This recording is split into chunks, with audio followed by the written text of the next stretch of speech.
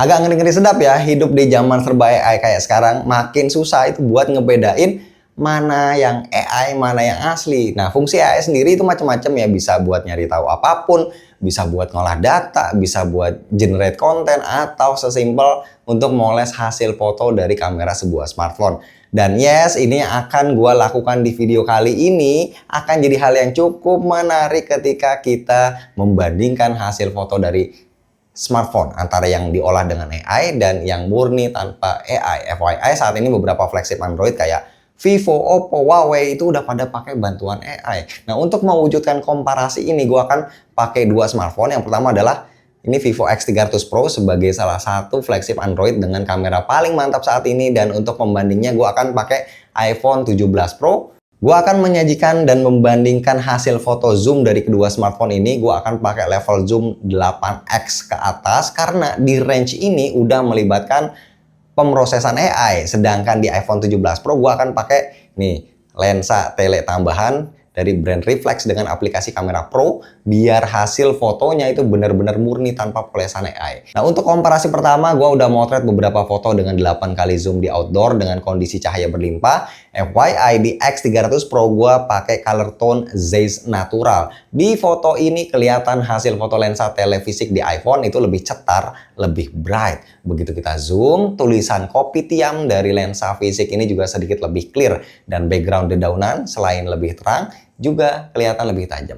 Next, di foto ini juga sama ya, overall jepretan lensa telefisik lebih terang. Ya ini nggak jadi penilaian sih sebenarnya, karena kalau mau lebih terang hasil foto di X300 Pro itu tinggal kita naikin aja shadow dan highlightnya. Nah, untuk teksnya kali ini kombinasi hybrid zoom dan juga polesan AI dari X300 Pro bisa mengimbangi ketajaman lensa telefisik. Walaupun memang warna hijaunya nggak terlalu akurat ya, karena dia nggak terlalu pekat, tapi menurut gue ini tetap impresif. Lanjut foto ketiga, gue motret karakter tai lalat. Bicara soal detail, gue bisa bilang lensa telefisik yang gue pakein di iPhone 17 Pro ini unggul tipis aja ya. Yang paling berasa bedanya paling warnanya aja sih. Hasil foto X300 Pro itu perlu di-adjust lagi kalau mau lebih akurat. Tapi soal detail, gue nggak melihat ada perbedaan yang terlalu mencolok. Nah, di foto yang keempat, kali ini gue coba pakai 30 kali zoom dari jarak sejauh ini. Teksnya sama-sama masih bisa kebaca dengan jelas. Bedanya, lagi-lagi processing warna dari lensa telefisik yang gue pasang di iPhone itu lebih akurat. Dan kalau kita perhatiin teks dari jepretan X300 Pro ini lumayan kelihatan jelas kena polesan AI.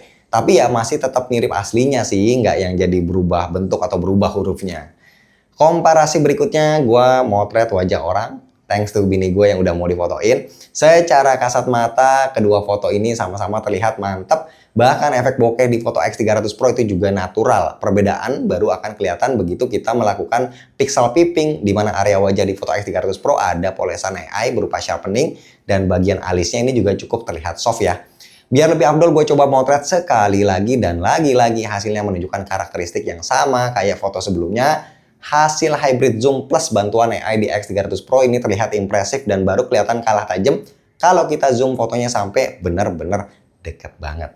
Nah, ketika kita pakai jangkauan zoom yang lebih jauh lagi kayak di foto ini, barulah berasa banget perbedaannya. Polesan AI di sini terasa signifikan yang bikin detail jadi hilang, wajah terlalu mulus. Cukup jauh dibandingkan tangkapan detail lensa telefisik. Mungkin hal kayak gini bisa jadi insight ya buat brand HP ke depannya biar bisa lebih ngegodok tuningan AI-nya agar lebih pas, nggak terlalu agresif.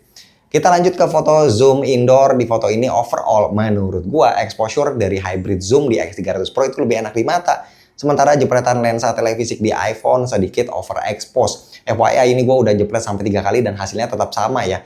Di dalam ruangan kayak gini, ketajaman dari jepretan X300 Pro itu masih bisa ngelawan, yang bahkan tekstur kayu di area pintu ini malah lebih pekat berkat polesan AI dan hasilnya masih terlihat cukup realistis. Nah, tapi di foto yang berikutnya, di kondisi dengan cahaya yang lebih minim, peran AI sangat-sangat berpengaruh. Tulisan yang ada di sini terlihat jauh lebih jelas di foto X300 Pro dibanding jepretan lensa telefisik yang gua pasangin di iPhone. Juga berlaku untuk foto yang bukan teks kayak foto patung ini, di mana jepretan lensa telefisik punya banyak noise karena cahayanya kurang proper. Sementara hybrid zoom di X300 Pro bisa memanfaatkan AI yang bikin foto jadi terlihat cukup proporsional, detailnya nggak terlalu soft, dan noise-nya juga minim banget. Oke, terakhir gue akan compare foto zoom jarak dekat atau telemakro, karena ini juga memang jadi andalan HP-HP flagship China ya. FYI, nggak semua HP punya kemampuan telemakro, termasuk iPhone itu nggak bisa. Dan lensa telefisik yang gue pasangin ini juga sayangnya dia nggak bisa motret dari jarak terlalu dekat, so gue akan pakai adapter makro seperti ini dan mari kita bandingkan. Sebenarnya untuk proses motretnya lebih enak di X300 Pro ya, karena jarak fokusnya lebih fleksibel, titik fokusnya juga lebih lebar. Overall untuk dapetin titik fokus dari jarak dekat lebih gampang di X300 Pro. Hasil fotonya pun karena ada post processingnya bikin kelihatan lebih proper dan eye candy, seger di mata. Fokusnya dia lebih merata, komposisi kontras dan exposure-nya juga mostly lebih pas, nggak perlu di-retouch lagi warnanya. Dan yang paling penting level detailnya ada di level yang sama dengan lensa tele makrofisik. Luar biasa. Nah, dari beberapa foto tele di scene dan kondisi yang berbeda barusan, kita bisa menarik kesimpulan, campur tangan AI di beberapa kamera smartphone flagship memang tidak bisa dihindari lagi untuk saat ini, dan terbukti cukup bisa mendongkrak kemampuan overall kamera smartphone. Untuk para casual user bakal dapat benefitnya di mana mereka tinggal point and shot aja dan hasil fotonya udah auto bagus. Tapi buat para konten kreator atau kamera entusias, gue yakin akan lebih prefer hasil imaging dari lensa beneran tanpa ada AI. Nah, paling harapan gue satu aja sih, agar para engineer di brand smartphone kedepannya bisa lebih menyesuaikan level agresivitas dari penerapan AI ini. Misal kayak di foto wajah, AI-nya jangan terlalu dominan. Tapi kalau di foto landscape atau produk atau teks misalnya, nah baru deh nggak apa-apa kasih porsi AI lebihan, karena nggak akan terlalu kelihatan juga. Nah, kalau kalian sendiri itu lebih prefer yang mana? Motret pakai smartphone dengan bantuan AI atau murni tanpa AI? Drop komen di bawah.